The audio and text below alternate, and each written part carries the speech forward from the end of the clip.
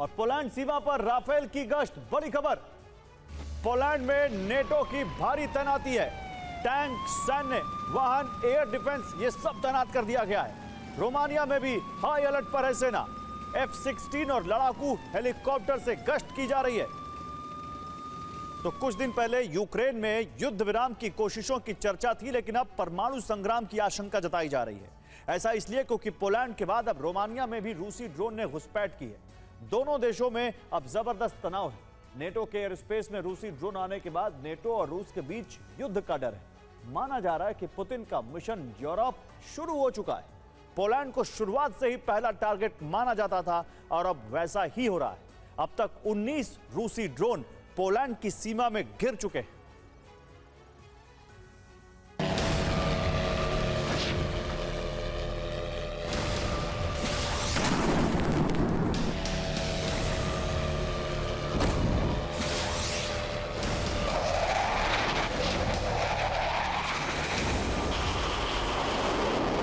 Ukraine जिन देशों के हथियार से लड़ रहा है, अब वही देश रूस पर सीधा हमला कर सकते हैं।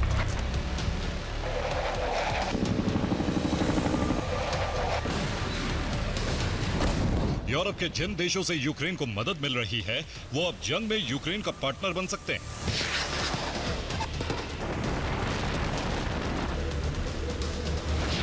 जो देश यूक्रेन में शांति सेना भेजने की प्लानिंग कर रहे थे, वो अब यूक्रेन में रूस से युद्ध के लिए सेना उतार सकते हैं।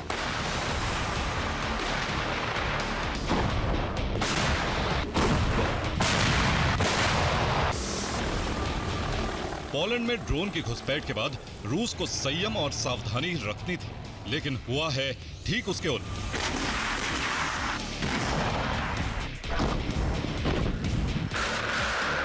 पहली ब्रेकिंग न्यूज ये है कि रूस का एक ड्रोन रोमानिया में घुस आया। पोलैंड में फिर रूसी ड्रोन की घुसपैठ हुई। रूस ने खेद जताने की बजाय इसे झूठा प्रचार बता दिया।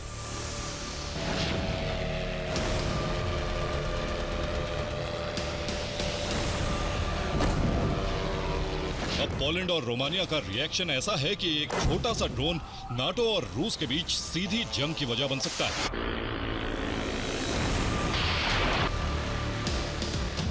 क्योंकि रोमानिया में भी वही हुआ जैसा पोलैंड में हुआ था।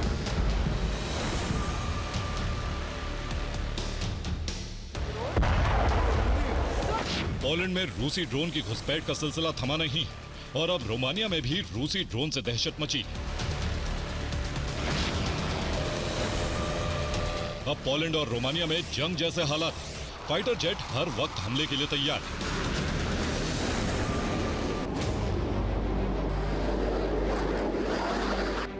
एयर डिफेंस की मिसाइलें आसमान में ड्रोन के टुकड़े करने के लिए तैयार है। पोलैंड और बेलारूस की सीमा सील हो चुकी है। पोलैंड ने बेलारूस की सीमा पर उड़ानों को रोक दिया है। रेलवे लाइन को घेर कर बंद कर दिया गया है। सीमा पर सभी सड़कों को सील कर दिया गया है।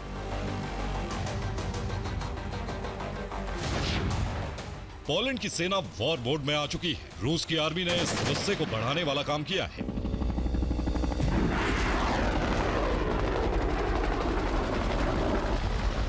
शनिवार की रात एक बार फिर रूसी ड्रोन पोलैंड की तरफ बढ़े।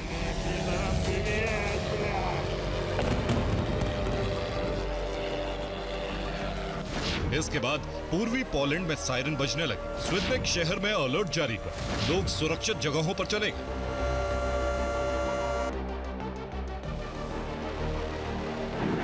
पोलैंड के एयर डिफेंस ड्रोन को गिराने के लिए तैयार थे, लेकिन रूसी ड्रोन ने आखिरी वक्त में दिशा बदल ली।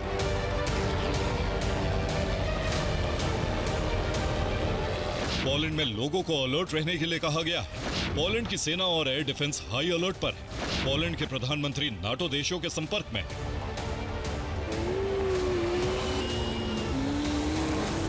एक बड़े युद्ध की आशंका में पोलैंड में सेना भर्ती अभियान तक शुरू कर दिया गया है।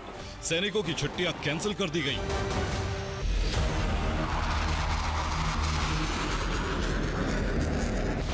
20,000 लोग सेना से जुड़ने को तैयार हैं। सभी लोगों को टैंक चलाने की ट्रेनिंग मिलेगी। अभी करीब 1 लाख और लोग सेना से जुड़ेंगे।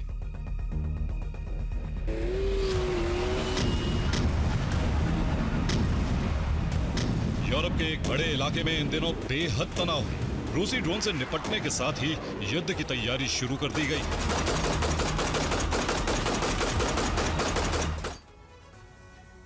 और रूस बनाम नेटो की जंग की चिंगारी यूरोप के दो देशों में तनाव की वजह से भड़क रही है। पोलैंड में युद्ध की तैयारी शुरू हो गई है। सेना हाई अलर्ट पर है। बेलारूस बॉर्डर पर माहौल युद्ध जैसा ही है। रोमानिया में ड्रोन की घुसपैठ से तनाव और बढ़ गया है। ये पूरा क्षेत्र इस वक्त हाई अलर्ट पर है। पोलैंड बेलारूस का बॉर्डर पूरी तरह से सील है। यहां सड़कें बंद कर दी गई हैं। पोलैंड ने बेलारूस बॉर्डर के करीब अपने ल्यूब्लिन एयरपोर्ट को बंद कर दिया है। पोलैंड की सुरक्षा के लिए राफेल फाइटर जेट की तैनाती कर दी गई है। ड्रोन गिराने के लिए लड़ाकू हेलीकॉप्टर भी तैनात हैं। पोलैंड में रूस को इतना बड़ा खतरा माना जा रहा है कि लोग सेना में भर्ती हो रहे हैं।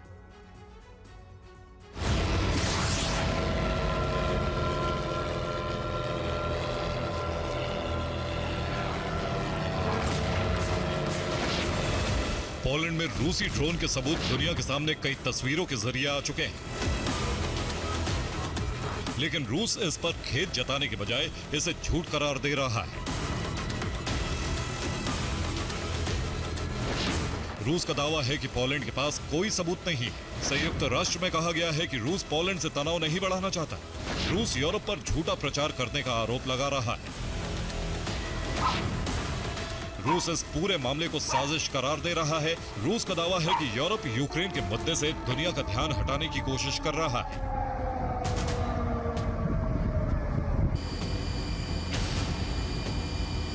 रूस का दावा है कि यूक्रेन युद्ध को विस्तार देने के लिए ऐसे हमले करवा सकता है, लेकिन इन आरोपों के बीच पोलैंड ने दावा किया है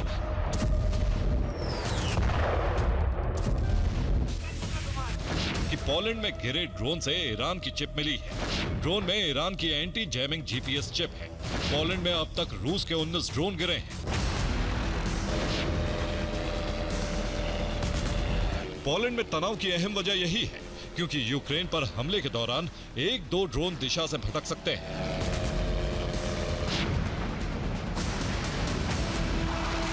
लेकिन पोलैंड में 19 ड्रोन की घुसपैठ साबित करती है कि यह रूस की प्लानिंग का नतीजा है।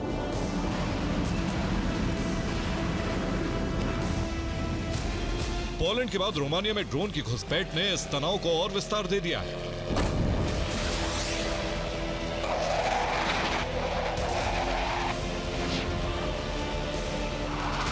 ज़ेलेंस्की का दावा है रूसी सेना को इसकी जानकारी होती है कि ड्रोन कहां तक जाएगा, कितनी देर हवा में रहेगा और कहां गिरेगा। ये कोई संयोग, गलती या कुछ निचले स्तर के कमांडर का काम नहीं हो सकता।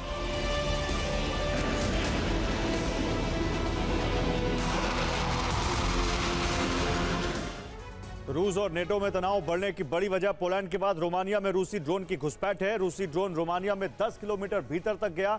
रूसी ड्रोन रोमानिया के आसमान में चक्कर लगाता रहा। रिपोर्ट के मुताबिक नेटो के एयर स्पेस में रूसी ड्रोन 50 मिनट तक उड़ता रहा। रोमानिया के 2 F-16 फाइटर जेट से ड्रोन का पीछा किया गया। बाद में रूसी ड्रोन रोमानिया की सीमा के भीतर ही गिर गया।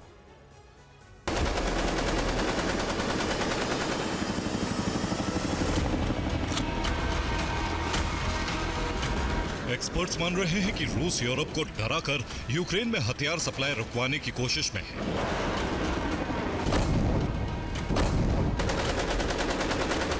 दावा किया जा रहा है कि रूस की कोशिश है कि नाटो युद्ध का खतरा महसूस करे।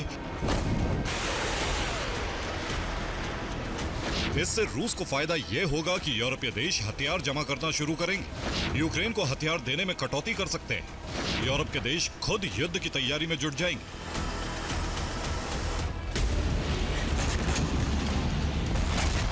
पोलैंड नाटो का सदस्य है और आर्टिकल 4 पहले से ही लागू किया जा चुका है। ऐसे में पोलैंड बॉर्डर पर बढ़ते तनाव को विश्व युद्ध का काउंटडाउन भी कहा जा रहा है।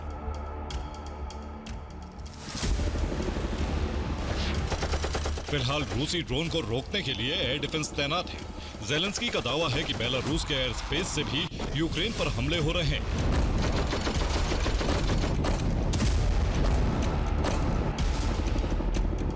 और यहीं से पोलैंड के साथ युद्ध की शुरुआत हो सकती है। Bureau report, TV9 भारतवंश।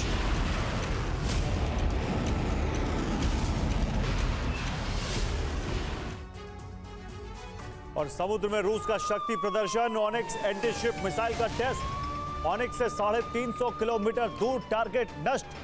Pacific fleet ने किया युद्धाभ्यास।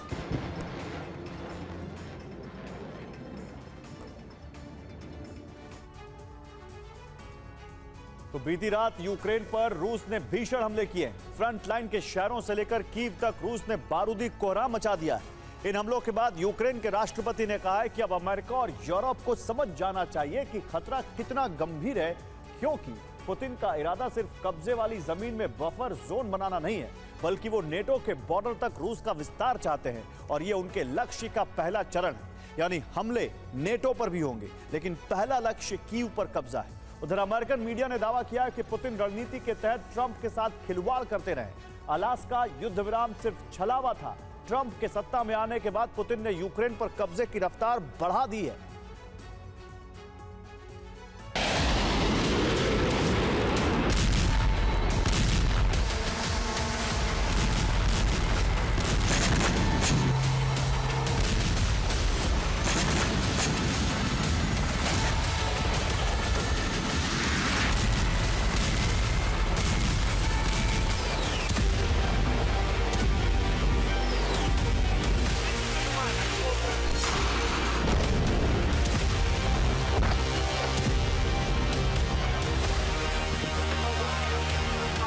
बरसों तक खुफिया एजेंसियों के टारगेट रहे रूस के जेम्स बॉन्ड पुतिन को समझना बहुत मुश्किल है।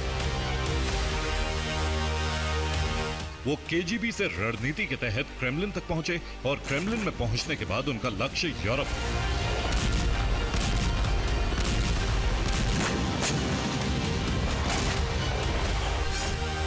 अलास्का समिट से पहले और उसके बाद ट्रंप ने सार्वजनिक मंचों से कई बार कहा कि उनके संबंध पुतिन से बहुत अच्छे हैं। यहां तक कि अलास्का समिट के बाद बुलाई गई यूरोपीय देशों की बैठक में हॉट माइक पर वो फ्रांस के राष्ट्रपति इमैनुअल मैक्रों से ये कहते सुने गए कि पुतिन उनके लिए युद्ध विराम को तैयार है।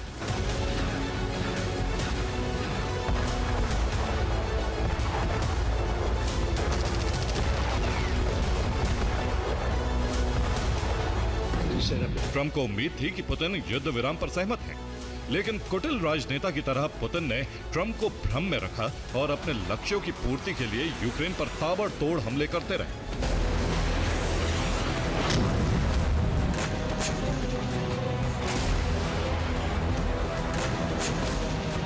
अब अमेरिकन मीडिया ने आंकड़ों के साथ रिपोर्ट पेश की है कि किस तरह ट्रंप के साथ पुतिन खिलवाड़ करते रहे। पुतिन ने ट्रंप को एक बार फिर यह बता दिया है कि युद्ध विराम उनकी प्राथमिकता नहीं, बल्कि 100% यूक्रेन पर कब्जा ही एकमात्र लक्ष्य है।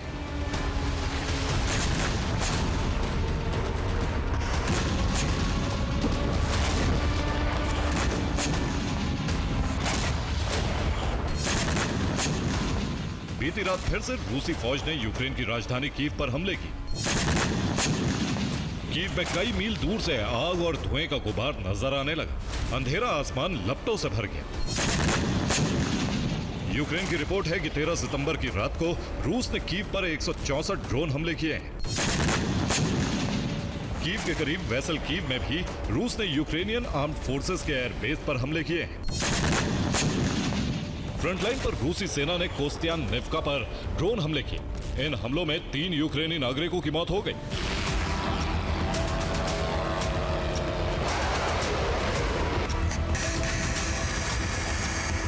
रूस ने यूक्रेन की ईस्टर्न फ्रंट लाइन से लेकर राजधानी कीव तक जबरदस्त हमले किए।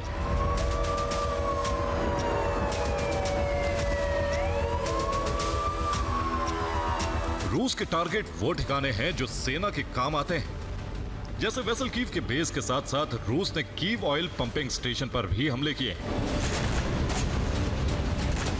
इस पंपिंग स्टेशन से कीव के कई क्षेत्रों और सामरिक ठिकानों को तेल सप्लाई होती थी।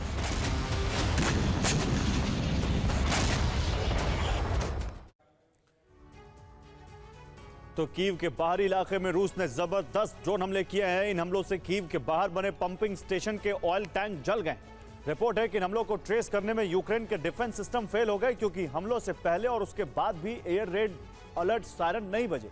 इस पंपिंग स्टेशन के जलने से कीव क्षेत्र में कई अहम सामरिक ठिकानों पर ऑयल सप्लाई बाधित हो गई।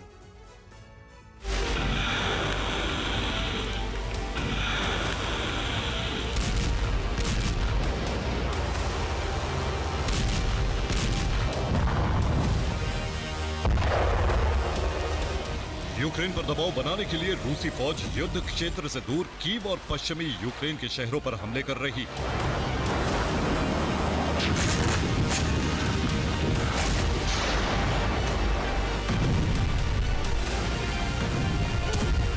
इसके दो मकसद। पहला ये कि इन इलाकों से फ्रंट लाइन तक सप्लाई लाइन काट दी जाए। दूसरा कि यूक्रेन के शांत क्षेत्र तक युद्ध का विस्तार किया जाए ताकि ज़ेलेंस्की सरकार पर दबाव बढ़े।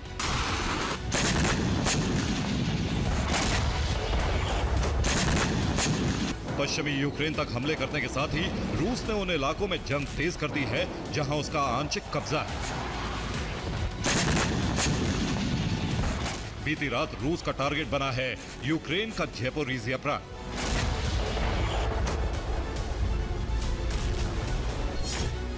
रूस ने ज़ेपोरिज़िया प्रांत में 2 घंटे के अंदर 475 ड्रोन हमले किए, 6 MLRS स्ट्राइक और 156 आर्टिलरी स्ट्राइक की। ज़ेपोरिज़िया प्रांत के अंदर प्रिमोर्स्की, हुलियाईपोल, मेलिनिवका, पोल्टावका, चेरवोने, विलेंके और ओरिखीव पर सबसे ज्यादा हमले किए गए हैं। रूस का नियंत्रण अभी पूरे ज़ेपोरिज़िया प्रांत पर नहीं है और इस लक्ष्य को पूरा करने के लिए हमले बढ़ा दिए गए हैं।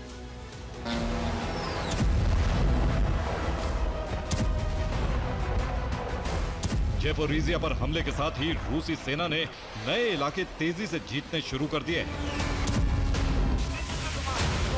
बीती रात रूसी सेना ने फ्रंट लाइन पर कई इलाकों में रूसी झंडा फहराया।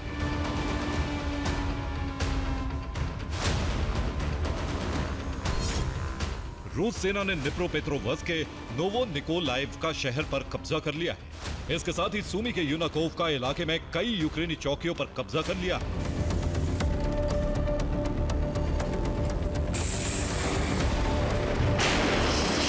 इन हमलों के बाद यूक्रेन के राष्ट्रपति व्लादिमीर ज़ेलेंस्की ने कहा है कि रूस पूरे यूक्रेन पर कब्जा करना चाहता है। इससे पहले वो रुकने वाला नहीं, भले ही पुतिन युद्ध विराम के लिए गंभीर होने का दिखावा कर रहे हैं।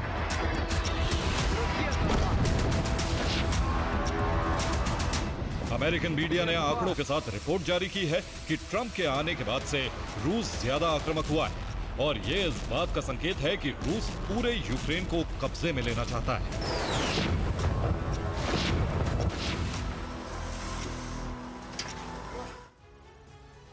तो अमेरिकन मीडिया ने एक ग्राफ के जरिए बताया है कि 2024 में बाइडेन के शासनकाल में रूस ने कितने ड्रोन हमले किए और 2025 में ट्रंप का शासनकाल शुरू होने के बाद हर महीने कितने हमले किए।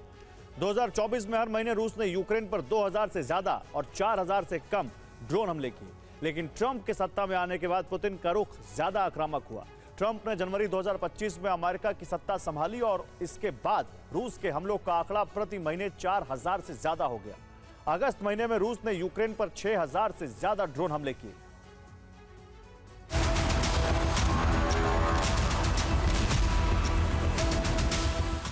रूस के आक्रामक रुख की वजह रूस के ही एक राजनयिक ने बताई है।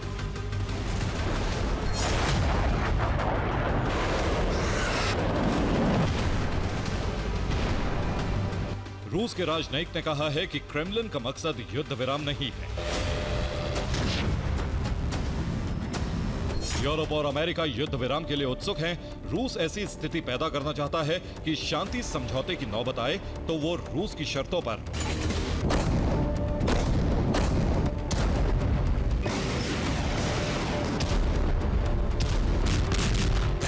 यानी रूस चाहता है कि यूरोप और अमेरिका खुद यूक्रेन पर अपनी जमीन रूस के हवाले करने का दबाव बनाए। इसीलिए ट्रंप के सत्ता में आते ही पुतिन ने युद्ध विराम पर अंतर्राष्ट्रीय मंथन और महासंग्राम एक साथ जारी रखा है। Bureau report, TV9 Bharat.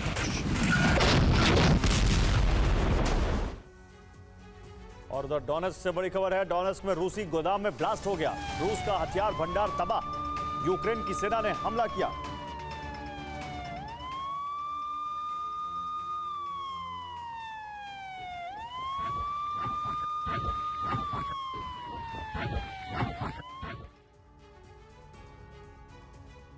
तो रूस यूक्रेन की जंग एक ऐसे मोड़ पर आ चुकी है जिसे जल्द रोका नहीं गया तो इसका दायरा यूरोप तक फैल सकता है। ऐसे में ट्रंप ने ज़ेलेंस्की के साथ मिलकर रूस को कमजोर करने का प्लान तैयार किया है। इस प्लान का मकसद रूस की अर्थव्यवस्था को कमजोर करना है। ट्रंप प्रतिबंधों के जरिए रूस की तेल से होने वाली आय पर रोक लगाने के मिशन पर काम कर रहे हैं, तो वही ज़ेलेंस्की ऑयल रिफाइनरियों को ध्वस्त कर रहे हैं। और इसके लिए ज़ेलेंस्की का अहम हथियार बने हैं मेड इन यूक्रेन ड्रोन। कैसे, इस रिपोर्ट में देखिए।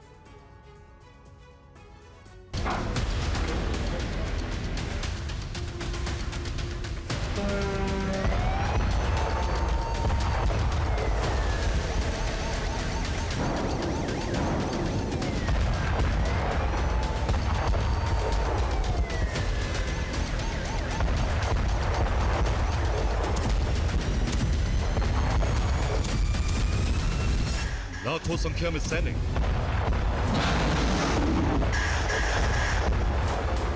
घातक टैंक, हाइपरसोनिक मिसाइलें, रूस की ये वो शक्ति है जो यूक्रेन पर उसकी फतह की गारंटी मानी जा रही थी।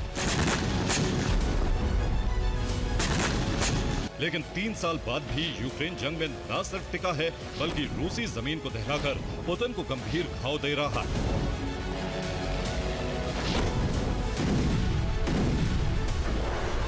और ये सब कुछ संभव हुआ है यूक्रेन के छोटे लेकिन बड़ी तबाही मचाने वाले ड्रोन्स की बदौलत,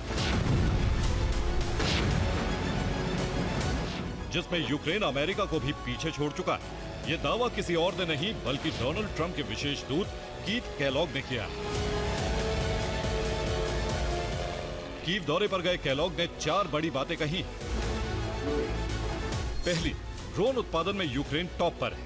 दूसरी, शायद यूएस भी यूक्रेन से पीछे। तीसरी, ईयू सदस्य बनने के लिए यह अच्छा तर्क है। और चौथी, यूएस यूक्रेन से कई ड्रोन सौदे कर सकता है। साथ है, ड्रोन उत्पादन में यूक्रेन का कोई जवाब नहीं, जो रूस की सबसे बड़ी टेंशन बना हुआ है। यूक्रेनी ड्रोन रूस के कई किलोमीटर अंदर घुसकर तबाही मचा रहे हैं और रूसी डिफेंस सिस्टम इन ड्रोन का कुछ नहीं बिगाड़ पा रहे। बीते 24 घंटे में यूक्रेन ने रूस में 340 ड्रोन हमले किए हैं। इन हमलों में एक ऑयल पोर्ट को टारगेट किया गया, 3 ऑयल रिफाइनरी पर हमले किए गए, वहीं एक केमिकल फैक्ट्री को तबाह कर दिया।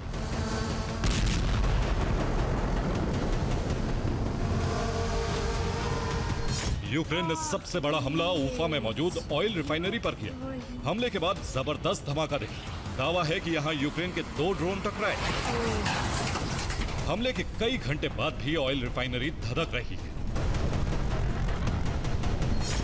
ये लेनिनग्राद का वीडियो है, जहां यूक्रेनी ड्रोन हमले के बाद एक ऑयल रिफाइनरी में आग लग गई। लेनिनग्राद में मौजूद प्रिमोर्स्क पोर्ट पर यूक्रेन ने एक बार फिर हमला किया। हमले में पोर्ट पर मौजूद एक ऑयल टैंकर जल उठा। बीते 24 घंटे में यहां यूक्रेन का दूसरा हमला है। ये हमले पुतिन के लिए बड़ी चुनौती माने जा रहे हैं और इसकी वजह है टारगेट के लिए चुनी गई दूरी।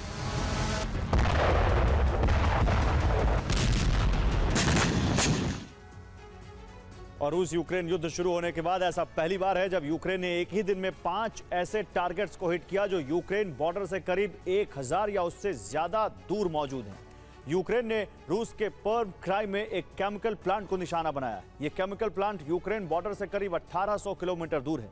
यूक्रेन ने उफा पर भी हमला किया, जहां एक ऑयल रिफाइनरी पर रूसी ड्रोन कहर बनकर टूटे। यह रिफाइनरी यूक्रेन बॉर्डर से 1400 किलोमीटर दूर है। यूक्रेन का तीसरा बड़ा टारगेट बशकोर्तोस्तान था, जो यूक्रेन बॉर्डर से 1500 किलोमीटर दूर है। यहां एक ऑयल रिफाइनरी पर ड्रोन हमले किए गए। बाल्टिक सागर से सटे लेनिनग्राद पर भी रूस ने ड्रोन हमला किया। करीब 950 किलोमीटर दूर किरीशी ऑयल रिफाइनरी ड्रोन हमले से धधक उठी। प्रिमोर्स्क पोर्ट भी यूक्रेन ने वहां भी अटैक किया। बॉर्डर से 900 किलोमीटर दूर मौजूद इस रूसी ऑयल पोर्ट पर 24 घंटे में दूसरी बार ड्रोन दागे गए।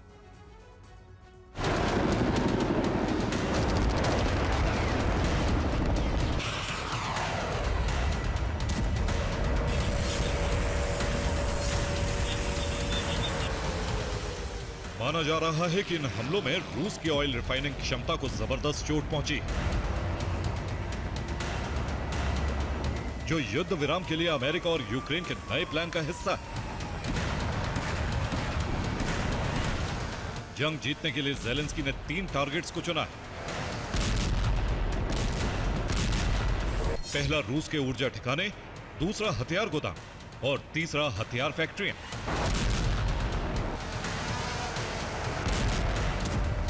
अगर ज़ेलेंस्की का यह प्लान कामयाब होता है तो रूस के लिए लंबे वक्त तक जंग लड़ना बेहद मुश्किल होगा।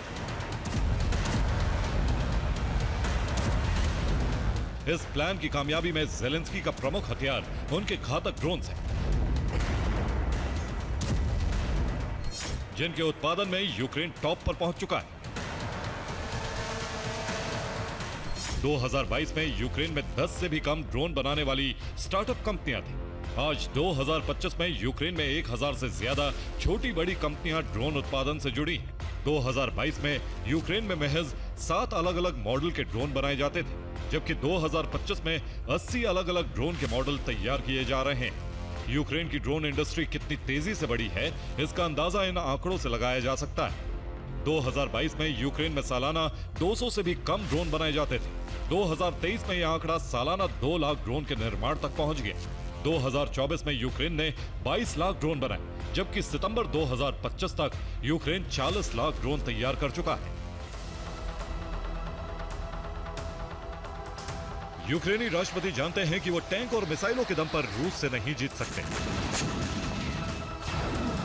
उन्हें रूस को आर्थिक तौर पर कमजोर करना होगा और ऐसा सिर्फ ड्रोन से ही संभव है। यही वजह है कि यूक्रेनी ड्रोन ब्रिगेड की गतिविधियां लगातार जंग में बढ़ती जा रही हैं और वो रूस के तेल ठिकानों और रिफाइनरियों को टारगेट कर रही है। इस बीच डोनाल्ड ट्रंप ने भी साफ कर दिया है, अगर रूस को तेल से मिलने वाला पैसा बंद हो जाए तो वो जंग में नहीं टिक पाएगा। उन्होंने अपने एक बयान में कहा, मैं रूस पर कड़े प्रतिबंध लगाने के लिए तैयार हूं, लेकिन नाटो देशों को भी ऐसा ही करना होगा। उन्हें रूस से तेल खरीदना बंद करना होगा। चीन पर भी 50 से 100% टैरिफ लगाएंगे।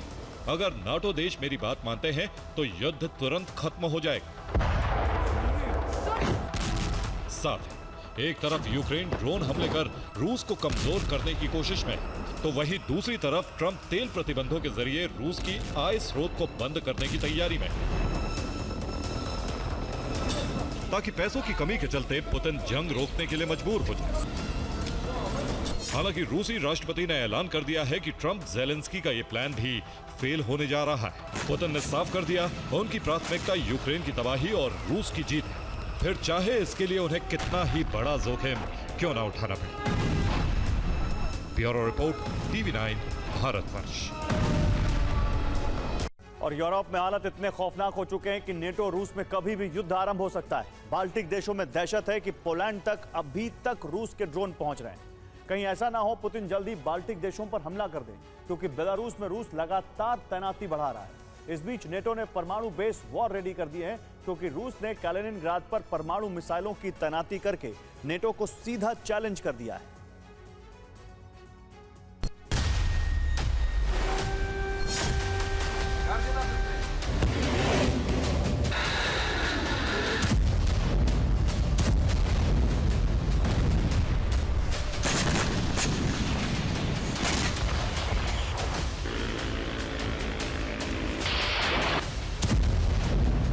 बस एक कदम और यूरोप में विध्वंस। इतनी तबाही होगी कि यूरोप का हर एक देश कांप उठेगा।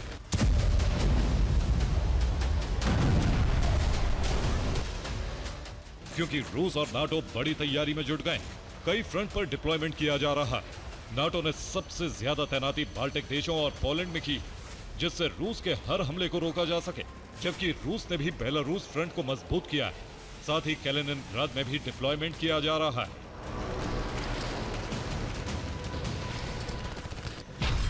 ये कैलिनिनग्राड से आई तस्वीरें हैं, जहां रूस की इस्कंदर मिसाइल को तैनात किया गया है। इसके लिए रूस से कई मिसाइलों को शिफ्ट किया गया। इस्कंदर को अलर्ट मोड पर रखा जाएगा, जिससे वो हमले के लिए तुरंत तैयार रहे।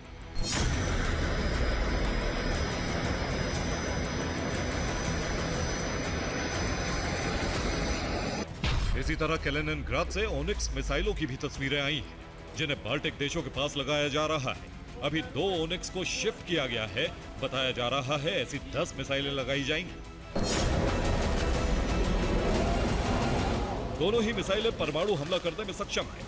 इसीलिए आशंका जताई जा रही है कि रूस नाटो को परमाणु हमले की धमकी दे सकता है।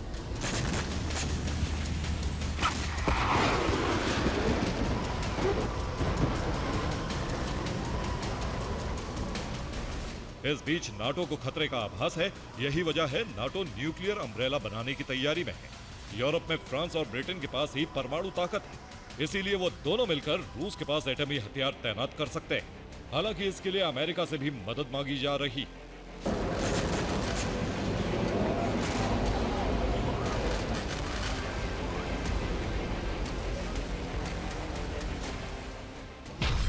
अमेरिका रूस के पास बेस बनाकर एटमी हथियार तैनात कर सकता है। पहला बाल्टिक देश एस्टोनिया है, जिसकी सरहद रूस से लगती है। मॉस्को से उसकी दूरी 860 किलोमीटर, जबकि दूसरे बाल्टिक देश की मॉस्को से दूरी 850 किलोमीटर। इसी तरह तीसरे बाल्टिक देश लिथुआनिया में नाटो का बेस है, जिसकी मॉस्को से दूरी 790 किलोमीटर। पोलैंड में अमेरिका ने परमाणु हथियार तैनात किए हैं, जो मॉस्को से 1150 किलोमीटर दूर है। इसी तरह नॉर्वे बेस से मॉस्को 1392 किलोमीटर दूर पड़ता है, जबकि रोमानिया में भी सैन्य ठिकाना बना रहा है, जहां से 1330 किलोमीटर दूर मॉस्को पर हमला कर सकता है। फिनलैंड और रूस का बॉर्डर आपस में लगा हुआ है। फिनलैंड से क्रेमलिन की दूरी 1300 किलोमीटर है। इसी तरह बुल्गारिया के बेस से भी 1630 किलोमीटर दूर मॉस्को पर अमेरिका हमला कर सकता है।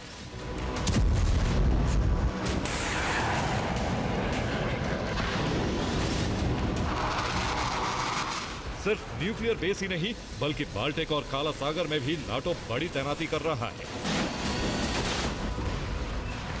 ब्रिटेन ने काला सागर में अपने वॉरशिप भेज दिए हैं, जबकि बाल्टिक में नॉर्डिक देश और जर्मनी मोर्चा संभाल रहे हैं।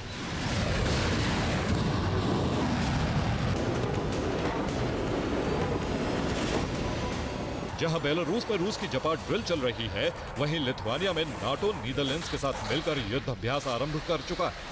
ये सीधे तौर पर रूस को जवाब है कि नाटो हर परिस्थिति के लिए तैयार है। नाटो की यह तैनाती पोलैंड से एकदम अलग है। पोलैंड में तो पहले से ही अभेद्य दीवार बनाई जा रही, लेकिन रूस पर दबाव बनाने के लिए पोलैंड के अलावा लिथुआनिया फ्रंट को भी एक्टिव कर दिया गया है, जिससे रूस बैकफुट पर आ जाए।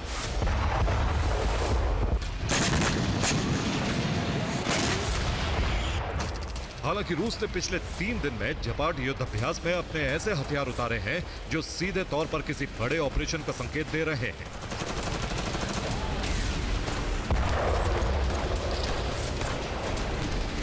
इतनी तैयारी से यूरोपीय देशों की बेचैनी बढ़ गई है कि कहीं रूस हमला तो नहीं करने जा रहा है।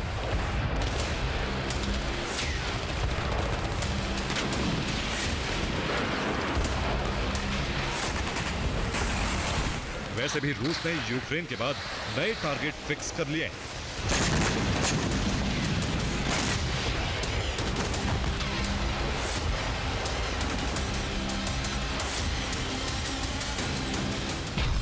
रूस को स्पेशल ऑपरेशन कभी भी शुरू हो सकता है। इससे बाल्टिक देशों में हड़कंप मचा है। पहला टारगेट बाल्टिक देश लिथुआनिया हो सकता है, दूसरा टारगेट लातविया और तीसरा टारगेट एस्टोनिया हो सकता है, जबकि पुतिन की सुवाल्की गैप पर भी नजर है। इन देशों की घेराबंदी के लिए बाल्टिक सागर में रूस ने वॉरशिप और एटमी सबमरीन तैनात कर दी। ऐसी भी आशंका है कि वॉरशिप से नाटो बेस तबाह करने के बाद ग्राउंड ऑपरेशन शुरू किया जाए। इसके लिए वॉरशिप से कॉम्बैट हेलीकॉप्टर तैयार है।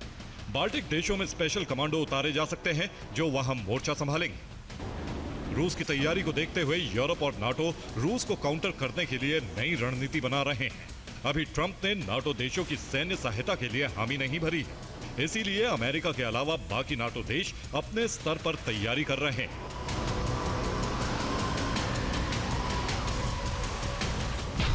जर्मनी यूरोप में सबसे बड़ी सेना बनाने जा रहा है। नाटो देश यूक्रेन के अलावा बाल्टिक देशों में सैनिक भेज रहे हैं। ब्रिटेन ने फाइटर जेट पोलैंड भेजे हैं। फ्रांस की एयरफोर्स भी डिप्लॉयमेंट के लिए तैयार है। ब्रिटेन फ्रांस मिलकर बाल्टिक से पोलैंड तक एयर पेट्रोलिंग करेंगे। ये बेहद खतरनाक स्थिति है, जिसमें सिर्फ यूक्रेन ही नहीं बल्कि दूसरे यूरोपीय देश खतरा महसूस कर रहे हैं। अब सब कुछ यूरोप के 3 देशों पर निर्भर कर रहा है, जिससे रूस के खिलाफ नए सिरे से रणनीति बनाई जा सके। ब्रिटेन, फ्रांस और जर्मनी। इनके अलावा यूरोपीय यूनियन और नाटो से जुड़े तमाम देश सैनिकों की संख्या भी बढ़ा रहे हैं और हथियारों का प्रोडक्शन भी। लेकिन सबसे बड़ा खतरा रूस के परमाणु हथियारों को लेकर है, क्योंकि अगर अमेरिका को हटा दिया जाए तो यूरोप में सिर्फ फ्रांस और ब्रिटेन के पास परमाणु ताकत है, जिनके मुकाबले रूस के पास 10 गुना ज्यादा परमाणु बम है।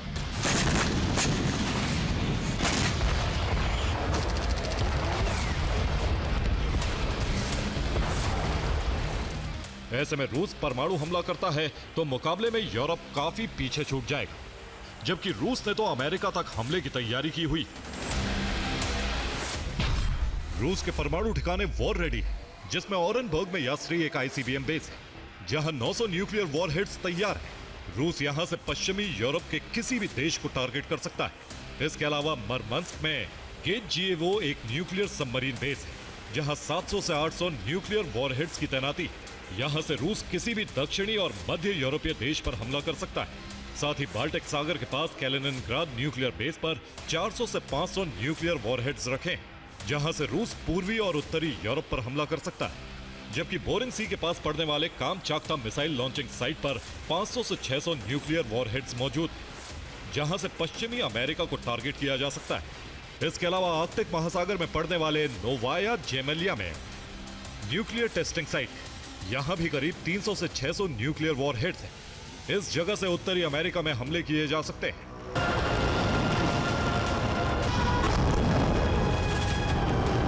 यानी रूस को अंदाजा है कि एक ना एक दिन अमेरिका नाटो के दूसरे देशों के साथ युद्ध में उतर सकता है। अभी ट्रंप सिर्फ रूस को फंसाने के लिए छल नीति अपना रहे हैं, लेकिन पुतिन तैयार है। शीत युद्ध में अमेरिका के धोखे का होमवर्क उन्होंने किया है। इसीलिए अलास्का और वॉशिंगटन वार्ता में युद्ध विराम की कोशिश के बावजूद भी हथियारों का प्रोडक्शन नहीं रोका था, और न ही यूक्रेन में तबाही का जलजल। Bureau report, TV9 भारतवंश।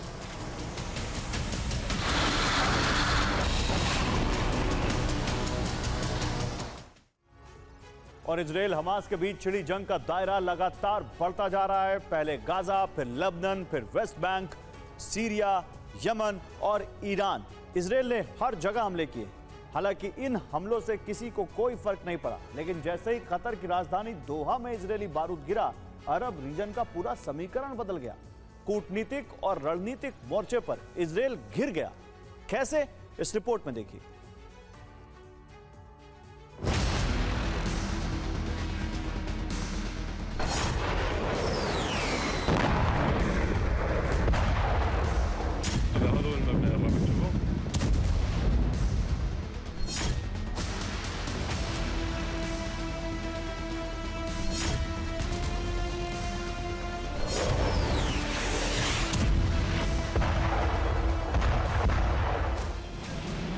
इजराइल की जंगी तैयारी के मोर्चे पर Gaza, Lebanon, West Bank, Iran और यमन थे। लेकिन अचानक इजराइल ने कतर के खिलाफ मोर्चा खोलकर अरब के रणनीतिक समीकरण को बदल दिया।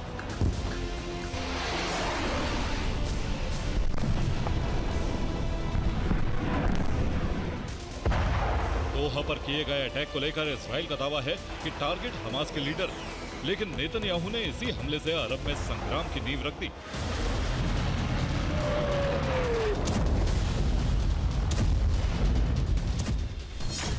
कतर पर हमला गलती, संग्राम छिड़ेगा जल्दी। दरअसल कतर पर हमले के बाद बनी स्थिति में अरब के ज्यादातर देशों ने इजराइल का विरोध किया, हमले को क्षेत्रीय अखंडता के खिलाफ बताया। हालांकि ट्रंप ने इस विषय पर मध्यस्थता की कोशिश भी की, लेकिन नेतन्याहू ने गुस्सा और ज्यादा भड़का दिया।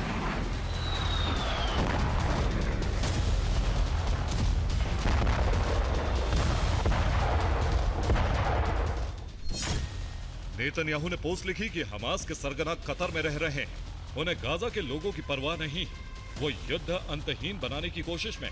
उन्होंने युद्ध विराम की कोशिश को रोका, उनसे छुटकारा पाकर समस्या खत्म होगी, हमारे सभी बंधकों की रिहाई हो जाएगी, शांति स्थापना की मुख्य बाधा दूर होगी।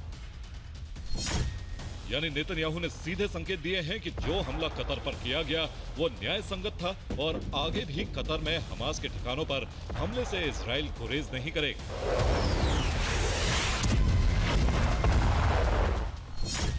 दरअसल ये पोस्ट नहीं है, बल्कि एक तरह की धमकी। लेकिन एक अटैक से बदले समीकरण के बीच दोबारा हमला हुआ तो क्या होगा? जवाब सीधा नहीं।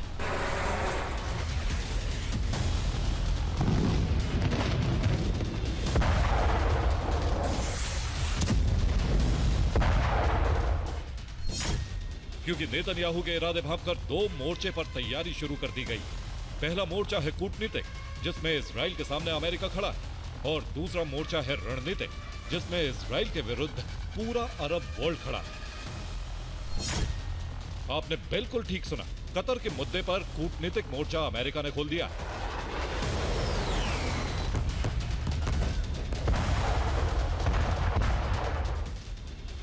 ट्रंप ने कतर हमले पर नाराजगी भी जाहिर कर दी।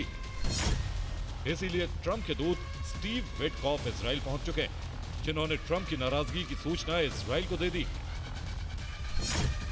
और ये हुआ है एक दिन पहले न्यूयॉर्क में हुई कतर के प्रधानमंत्री मोहम्मद बिन अब्दुल रहमान बिन जासिम अल थानी से ट्रंप की मुलाकात के बाद।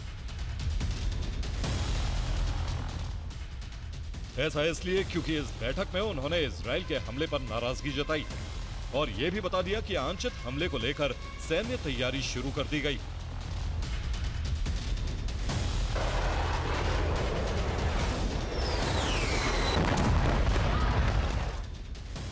यानी ट्रंप के लिए कतर और इजराइल के बीच टकराव संकट खड़ा कर सकता है। इसीलिए ट्रंप ने तुरंत एक्शन ले लिया।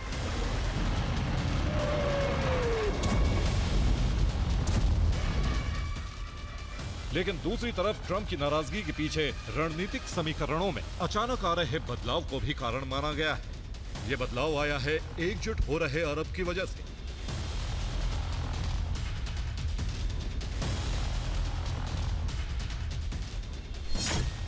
इजरायली हमले के बाद इस्लामिक देशों ने दोहा में एक सम्मेलन किया है। इस सम्मेलन में इजराइल के हमले की सभी ने मिलकर निंदा की और सुरक्षा के लिए इस्लामिक देशों को एकजुट होने का प्रस्ताव भी रखा। इस प्रस्ताव पर सभी अरब और इस्लामिक देश एकमत नजर आए, जिसमें इजिप्ट ने 9 साल पहले लगाए गए नाटो जैसा संगठन बनाने का प्रस्ताव दोबारा दोहराया। प्रस्ताव के बिंदुओं में इजिप्ट के राष्ट्रपति अब्देल फताह अल सीसी ने कहा कि हमें संयुक्त अरब सेना स्थापित करनी ही होगी। ये संयुक्त सेना नाटो की तरह काम कर सकेगी, जिससे हमले के शिकार किसी भी अरब राज्य की रक्षा करना आसान होगा। हालांकि ये प्रस्ताव 9 साल पहले भी इजिप्ट ने ही पेश किया था, लेकिन कई बाधाओं के कारण संगठन बन नहीं सका। लेकिन अब ज्यादातर देश इससे सहमत हैं, जिनमें ईरान भी शामिल हो सकता है,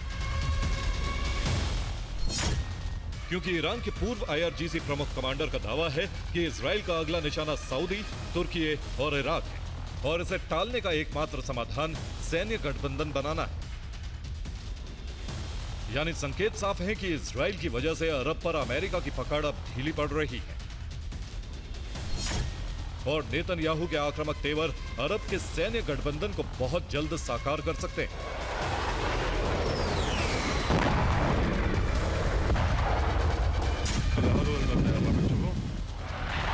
अब अगर ये सैन्य गठबंधन साकार हुआ तो फिर कतर पर हमला अरब के विनाश का मुख्य कारण बन जाएगा। Bureau report, TV9 Bharat. और इजराइल की बड़ी आक्रामकता में मुख्य टारगेट हमास है, इसलिए गाजा विध्वंस जारी है। लेकिन चौंकाने वाली बात यह है कि इन हमलों का मकसद बदल चुका है।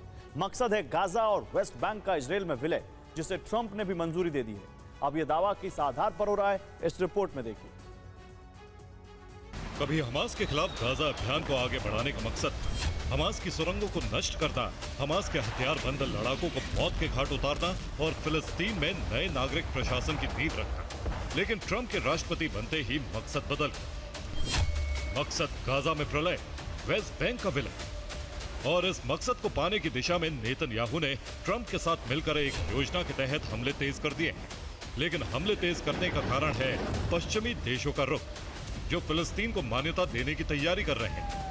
इसीलिए अपने मकसद को पूरा करने के लिए ट्रंप नेतन्याहू ने युद्ध के अंतिम चरण की रणभेरी बजा दी, जिसका प्रमाण है गाजा में इजरायली हमलों से मची तबाही। ऐसी तबाही जिसने गाजा के नागरिकों के जीवन पर संकट खड़ा कर दिया है। गाजा के लोगों को किसी से भी संपर्क बनाने से महरूम रखने के लिए भीषण हमलों में कम्युनिकेशन टावर्स को भी नष्ट किया जा रहा है।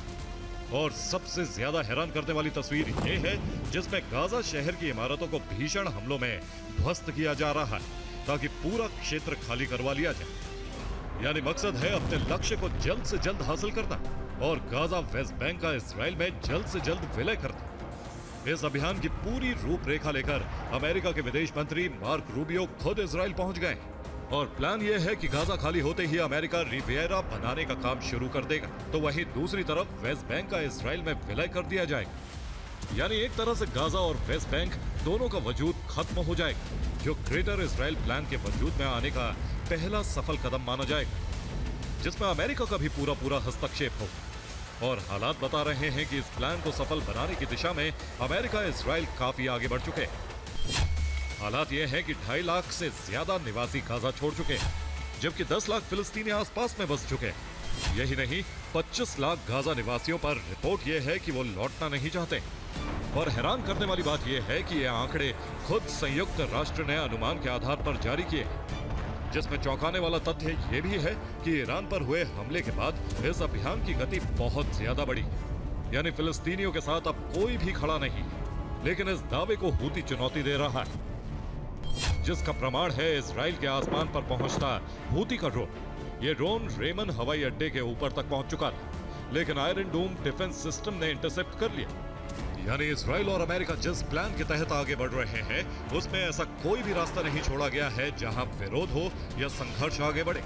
यानी यूनाइटेड नेशंस में जिस 2 नेशन थ्योरी पर बहस चल रही है, उस बहस को विलय अभियान के तहत ट्रंप नेतन्याहू सिरे से खारिज करने के लिए आगे बढ़ गए।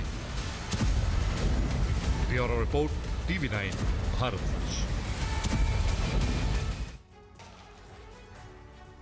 और एससीओ सम्मेलन के दौरान किम जोंग, पुतिन और जिनपिंग की मुलाकात हुई। तीनों की यह दोस्ती ट्रंप के लिए बड़ी चुनौती बनी हुई है। माना जा रहा है कि अमेरिका पर दबाव बनाने के लिए ताइवान और साउथ कोरिया के जंग के 2 नए फ्रंट खोले जा सकते हैं।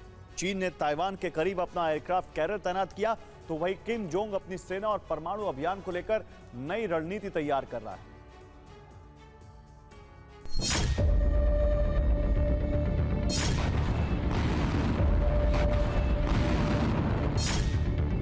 एक सबसे अधिक परमाणु हथियार रखने वाला देश,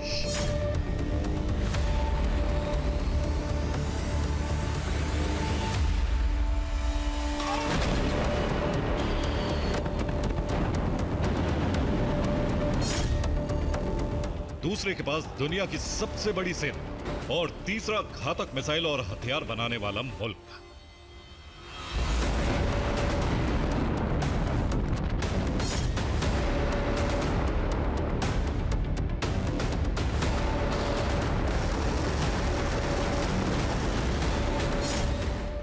ये तीनों अब एक हो चुके हैं। ये तीनों अब दुनिया के सबसे ताकतवर देश को चुनौती देना चाहते हैं।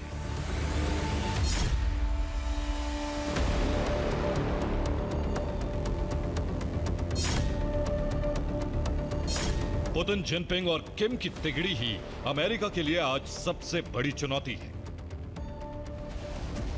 रूस यूक्रेन में युद्ध लड़ रहा है, लेकिन इसी युद्ध के बीच पुतिन के ये 2 साथी भी अमेरिका को चुनौती देने की तैयारी में हैं।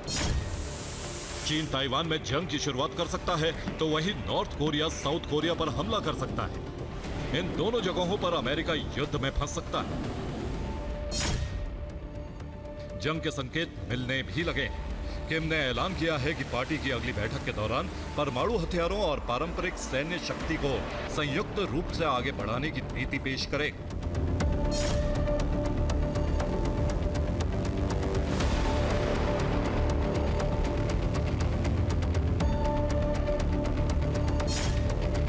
चीन में पुतिन और जिनपिंग से मुलाकात के बाद से किम जोंग एक्शन में है।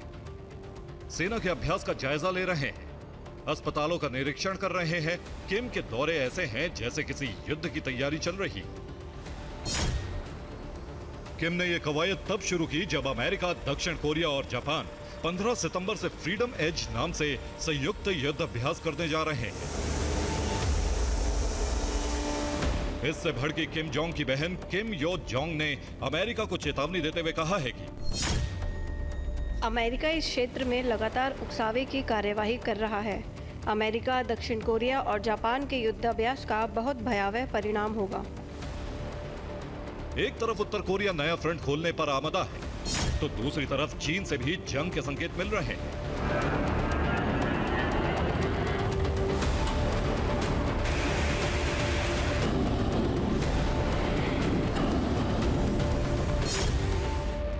जिनपिंग ने ताइवान के करीब नौसेना के बहुत ही ताकतवर जहाज को भेजा है।